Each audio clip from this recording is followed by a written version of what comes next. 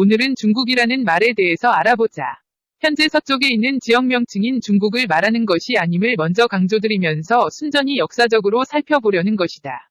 중국이라는 말을 우리는 가운데 있는 나라, 중심이 되는 나라 정도로 인식하고 있다. 물론 역사 공부하는 사람들에게는 웃기는 이야기겠지만 어떻든 상식적으로 그렇게 생각하잖아. 가운데 중, 나라 국 정도의 한문은 아니까 말야. 하지만 중국이라는 것의 의문을 잘 풀어보면 그와는 좀 다른 것을 알게 된다. 가운데 중은 설문에 보니까 이것의 뜻을 내라는 하고 있다. 헌데 특이한 것은 고문에 보면 중은 이렇게 되어 있는 거라. 그러니까 집처럼 생긴 놈의 가운데에 큰 대자가 들어가 있는 거라. 그리고 또 중은 입구 부수에다가 뚫을 곤자가 있어서 상하가 통하는 것을 나타내기도 한다는 것이다. 따라서 중자의 뜻은 가운데가 엄청나게 큰 지역이면서 상하가 통하는 지역을 말하는 것을 알게 된다.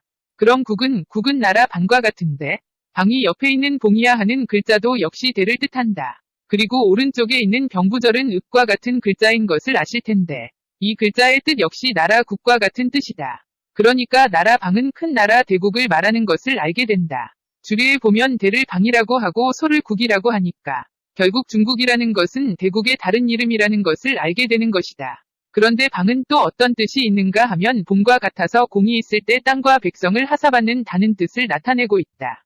왼쪽 옆에 있는 봉자를 봐라. 그런데 일반의 설명을 보면 방을 갑골문에서 풀 사이에 있는 아직 개가 나지 않은 땅이라고도 설명하고 있는데 그것 좀 이상하지 않나? 대국이라는 방이 아직 개가 나지 않았다니 말이야. 봉을 풀이 무성하다는 뜻으로 풀어서 그렇게 잘못된 듯하다. 봉은 대여. 그리고 위에서 설명하듯이 읍은 사람이 무릎을 꿇고 있는 모습을 형상한 것인데 읍은 국이면서 또 인치외지층이야 사람이 모이는 곳이니 시이기도 한 것이다. 헌데 말이여. 외국 영화 같은데 보면 왕이 자기를 내려줄 때 받는 자가 무릎을 꿇고 왕은 칼로 어깨를 두드리잖아. 그게 바로 여기서 나온 듯해. 그 풍습이 저쪽에서는 그대로 내려와서 무릎 꿇고 자기를 받는 것 같다는 것이지. 저쪽은 우리에게 문화와 문명을 전수받은 쪽이니까 분명할 거요. 그리고 읍에 대한 것을 더 보면 사정유, 사업이구, 사정을 읍이라고 하고 사업을 구라고 한다는 거라. 그렇다면 다시 말을 바꾸면 읍이 국이니까 사정이 국이고 사국이 구라는 것을 우리가 알게 되지.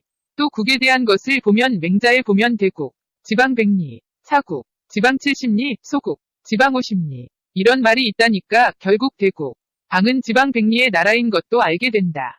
그러니까 결국 중국은 국, 사방고, 중앙하와있고 사방이 높고 중앙이 낮은 땅, 안, 내에 있는데 상하가 통하는 지역을 말하는 것이다.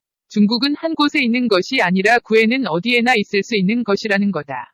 이런 땅은 물론 계곡의 사이겠지. 그래서 인간들은 그런 땅에다가 자신들의 철학을 투영시켜 나라를 만들게 되는 건가 보다. 천원지방, 하늘은 둥글고 땅은 네모짐으로 그렇게 만든다. 물론 이건 페르가나 벨리에도 있지만 메카에도 있다. 단식, 금식, 라마단과 관련하여 이 보도에 실린 사진에 보면 알하람 사원은 갈석, 사석석을 만들었는데 특이하게도 쌍둥이 미나렛, 갈석을 세워뒀다. 그리고 여기 보면 가운데 방직에 만든 까만 천으로 카바시온 카바가 있는 것을 보게 되고 사람들이 모였다. 인치외지층이야. 이곳이 바로 구에 있는 중국인 것이다. 여기 사진에는 원추형 지붕의 원형 건물이 3개가 있다.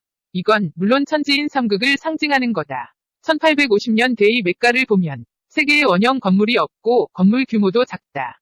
미나렛과 3개 건물을 짓는 등의 확장 공사는 사우디 왕조에서 한 것이라고 한다. 잘 생각해보자. 봉받은 지역에서 사석을 세울 수 있다. 사우디 왕조. 헌데 천지인 삼극.